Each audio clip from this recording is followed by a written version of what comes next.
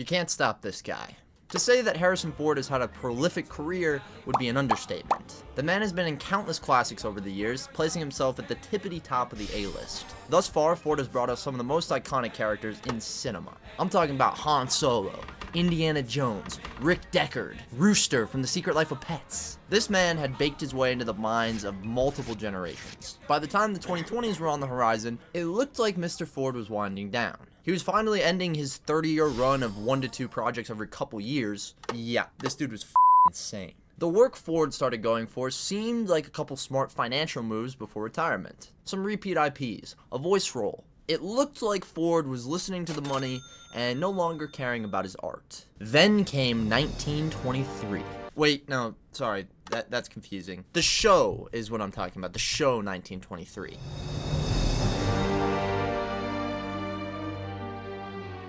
It was the Yellowstone prequel coming off the success of 1883. Again, not the...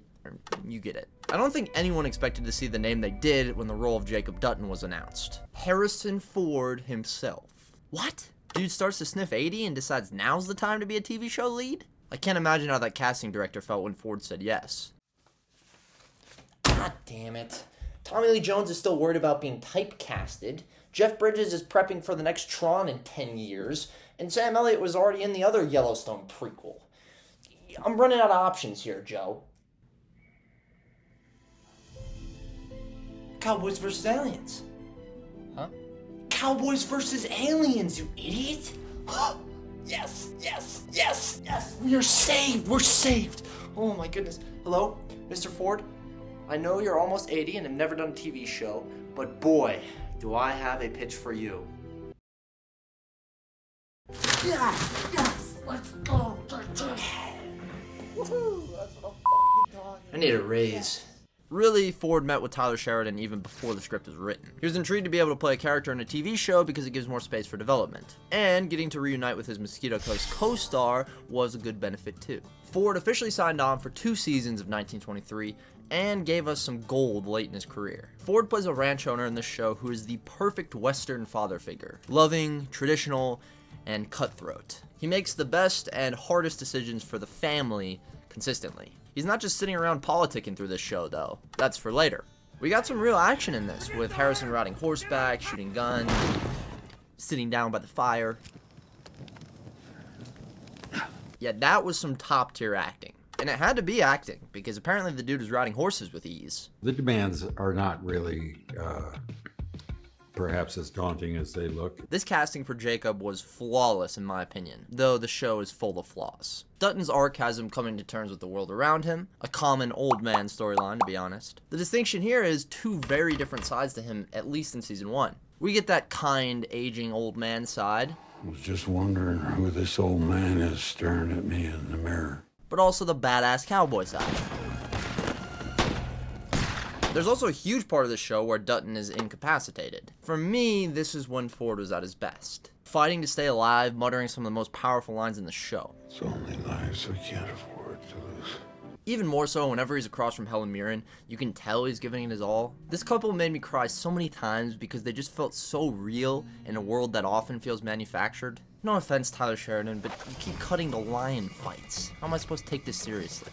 At the end of 1923, well, technically the end of season 1, I didn't actually watch season 2. At the end, you're left with a view of Ford that you haven't had before. This sparkling movie star, too renowned to feel real, can still have this incredible down-to-earth performance. Even at 80, he can still make you feel like you know Jacob Dutton, forgetting about all the others.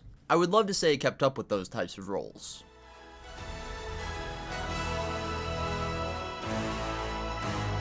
Yeah, we're gonna have to talk about Dial of Destiny, guys. As much as it did terrible in the box office, caused everyone to hate on it, and probably was part of the reason Kathleen Kennedy's getting quietly moved on from leadership roles in Disney, Harrison Ford liked it.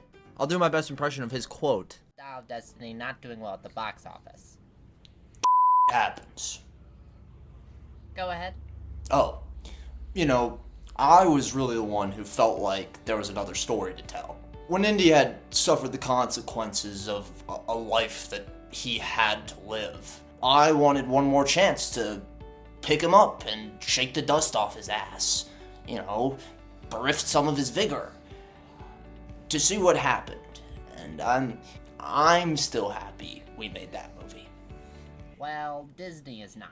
Okay, according to him, it was kind of his idea. Luckily, we're here to talk about his acting, not his business decisions, and it was not normal acting, to say the least. Over half this film was spent watching a digitally altered version of Harrison, and it looks good, but unfortunately, and I don't know when they're going to learn this, but you can't escape the uncanny valley. Escape the uncanny valley.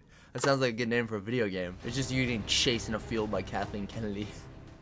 Sorry. Back to the movie, although I don't want to talk about it. Spoilers for Dial of Destiny, if you somehow give a crap. In this movie, it's a broken down indie who gets a chance at his past and pretty much tries to go there.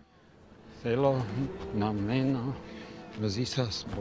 great lesson for those aging. This was a very poorly written character through and through. Ford did give us some pretty cool moments of sincerity from Jones, luckily. Loki, I'm trying to find a line that sounds sincere, but where I thought it was is just a bunch of exposition.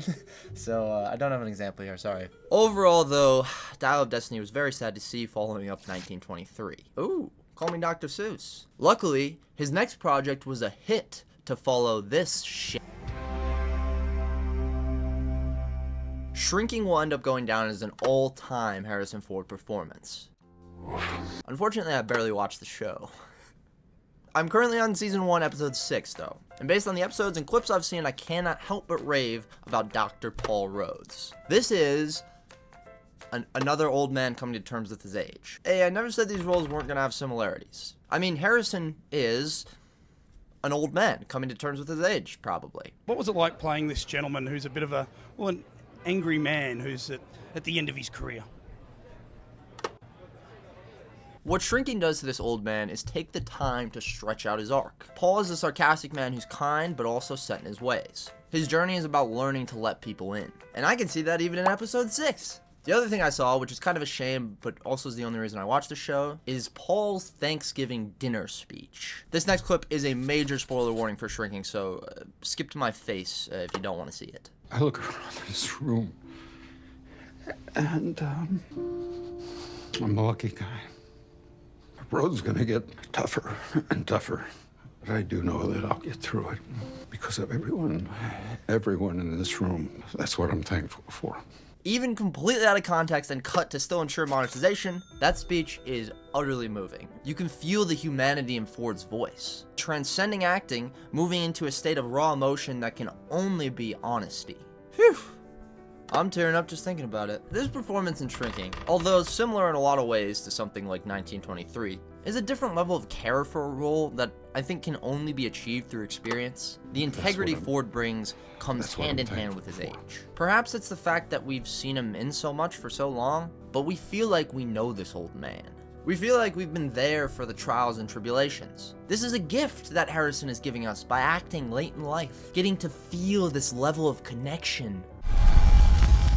Yeah, I didn't feel the level of connection here, not gonna lie. As much as I thought Brave New World was severely overhated, it was not as bad as everybody's saying. I was a little sad to see Harrison back in a role that anyone could play. Sorry to my Red Hulk fans out there. Actually watching this film and thinking about Ford's role though, Thaddeus Ross is not the worst. Ford plays the politician part perfectly, and by the time he's transformed into the Red Hulk, which is not a spoiler by the way, that was in the previews, by that time you feel really bad for the guy. Maybe, again, it's because you feel like you know Harrison Ford, but garnering sympathy for politicians these days is no easy task. Ford's performance successfully creates empathy for a man whose life rides on keeping things under control. And he says Hulk smash, too. At least I hope he did. If not, that feels like a missed opportunity. Now we sit in 2026 as Ford continues to kill it on screen in another season of Shrinking, or so I've heard. Currently, I'm left here feeling hopeful. Talking about the future of an 83-year-old man is not overly common. Ford seems to be trying his best to break that trend. His commitment to delivering art and holding a mirror to nature in his acting radiates through his performance. Though, every project he picks is not consistent with that claim, you can see in every role, Harrison Ford tries to bring his own life experience. So, for that reason, I'm gonna bring his own life experience to the role. Ladies and gentlemen, hold on to your socks, because I have an announcement. I am officially making the Life of Harrison Ford biopic. Lots of legal trouble later, and we have to do it under a parody. So...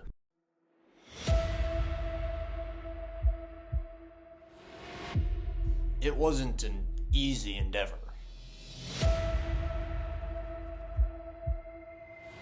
From the YouTuber who brought you this comes a feature film so legally risky. It's a surprise it even got made. Luckily, we kept pushing. The story of a young boy to an old man. I love you. And he just kept saying, I know. Didn't matter how close the garage door was to closing. He'd get his hat. Man, I don't even think he was human.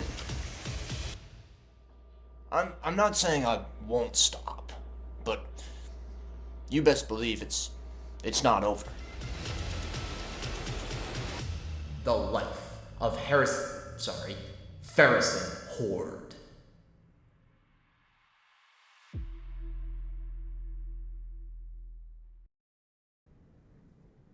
This might have been a bad idea. And with that, thank you, Bailey. Specifically you, Bailey. And of course, to everyone else who watched this one, thank you. And a third level of thank yous extended to all of our members who are currently in here. Whether you're a production assistant, a director, or a producer, thank you so much for being part of the members, and I cannot wait to continue adding people in and seeing this channel grow. Please click the join button for more info there. If you want to check out the Fresh Out the Film podcast, which is me and my sister's podcast, where we get out of the movie theater and turn on the mics immediately in the movie theater parking lot, go ahead and check that out too. As well as one more thing we had to offer, which is a public email list, kind of a bi-weekly newsletter where you get to get more involved in what's going on with the content, with the movie world. So feel free to check all those out as well. I'm sorry, this is going to turn into just plug time at the end, but we're trying to offer more for you guys. But yeah, I think we're done here. So, deuces.